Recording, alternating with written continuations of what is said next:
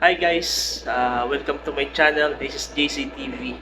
Ayan, ngayon pala meron pa tayong pag-uusapan tungkol sa GCash. And meron kasing update ngayon sa GCash na bawal na ang dalawang cellphone sa isang account. So tara, pag-uusapan natin.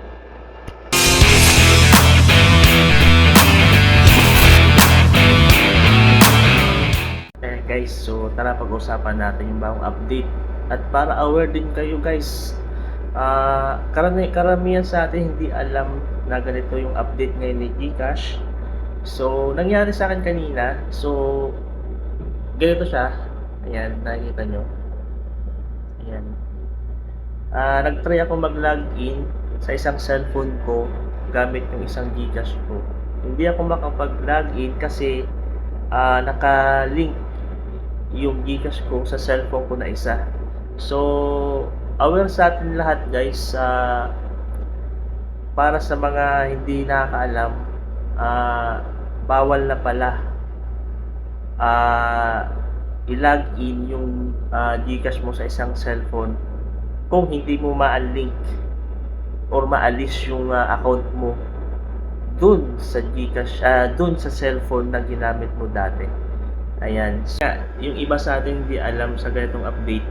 So, lalo na kapag yung nagpalit ka ng cellphone o kaya nawala yung cellphone mo, paano na hindi mo malalagin yung GCash mo? Kasi naka-link pa yung GCash mo sa cellphone mo.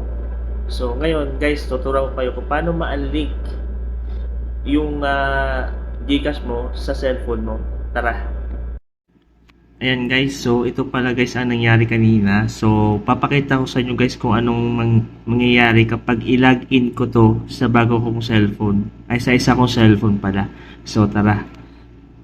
Ayan guys, so tatry natin mag-login. Ayan, tingnan natin. Ayan. Hintay lang natin mag-open yung GCash. Ayan guys, hintay natin. So ayan guys, so ito pala siya nangyari. Ganito siya. Ayan. So your account is already registered to another phone. Ayan. So tara, tuturuan ko kayo kung paano ma-unlink yung cellphone natin sa GCash natin. Tara. So kaya pala pupunta tayo dito sa cellphone natin kung saan nandito yung naka-link yung GCash natin. Tara, open natin yung GCash.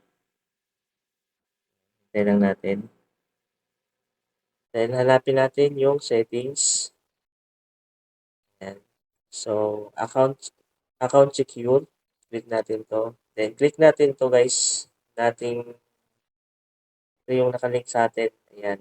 Click lang natin yung unregistered phone. Ayan. You're about unregistered. Ayan. Click natin yes. Ayan. So, kailangan natin ng detection, selfie.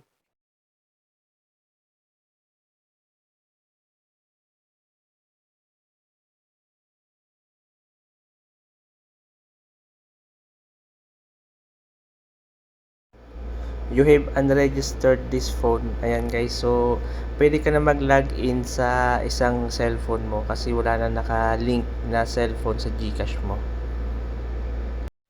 Ayan guys, sana may natutunan kayo sa bagong tips natin sa GCash. Ayan,